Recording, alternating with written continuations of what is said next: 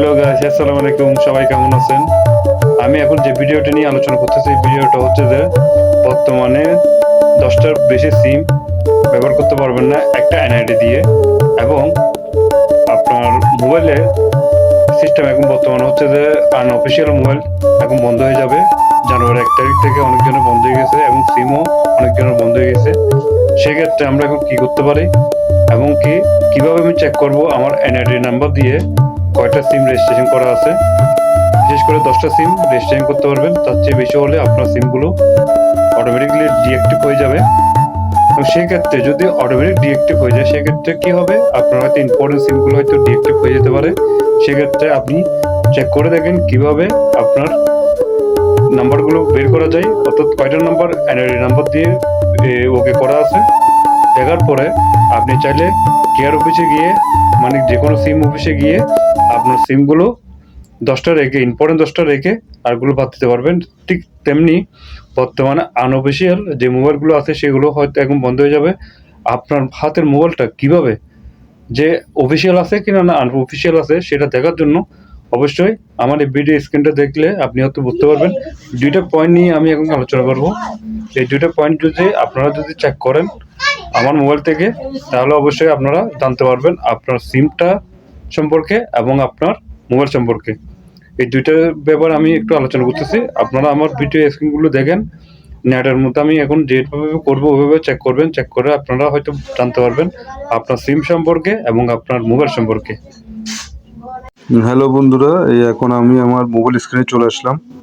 এখানে আমি দুটো সাবজেক্ট নিয়ে আলোচনা করার কথা ছিল। সেটা হচ্ছে যে একটা হচ্ছে সিম নিয়ে, সিমে কীভাবে 10টা সিম রেজিস্ট্রেশন করা আছে আপনার এটা দিয়ে, এবং কিভাবে আপনি আনঅফিসিয়াল এবং অফিসিয়াল সাইট চেক করবেন আপনার হাতের মোবাইলটা।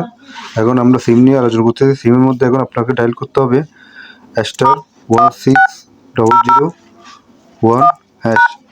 যে সিমটা আপনার সাইডে থাকবে ওই সিম থেকে আপনি সেন্ড করবেন। করার পরে আপনার এনআইডির লাস্ট 4টা ডিজিট নাম্বার দিবেন। সেন্ড করার পরে আপনার কাছে একটা এসএমএস আসবে। এসএমএসটা চেক করে দেখবেন এখানে আপনার কয়টা সিম রেজিস্ট্রেশন করা আছে। বিশেষ করে আপনার 10টা সিম রেজিস্ট্রেশন করা থাকবে। 10টা সিমের মধ্যে আপনার এখানে 10টা সিম রেজিস্ট্রেশন করা আছে।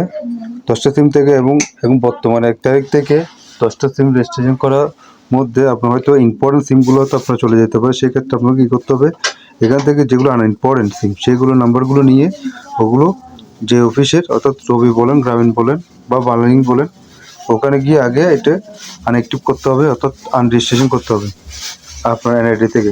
তারপর আপনার যে ইম্পর্টেন্ট সিমগুলো নষ্ট হয়ে গেছে সেগুলো আপনি রেজিস্ট্রেশন করবেন নতুন করে।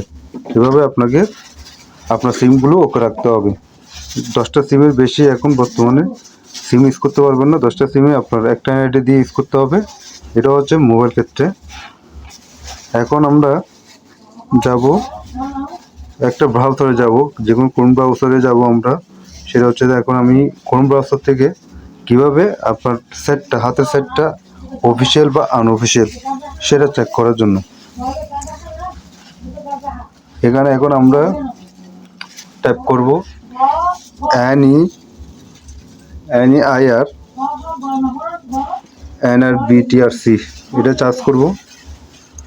এটা চার্জ করার পর আপনার প্রথমে যে লেখাটা থাকবে NCR সিটিজেন, এটাতে আমরা ক্লিক করব।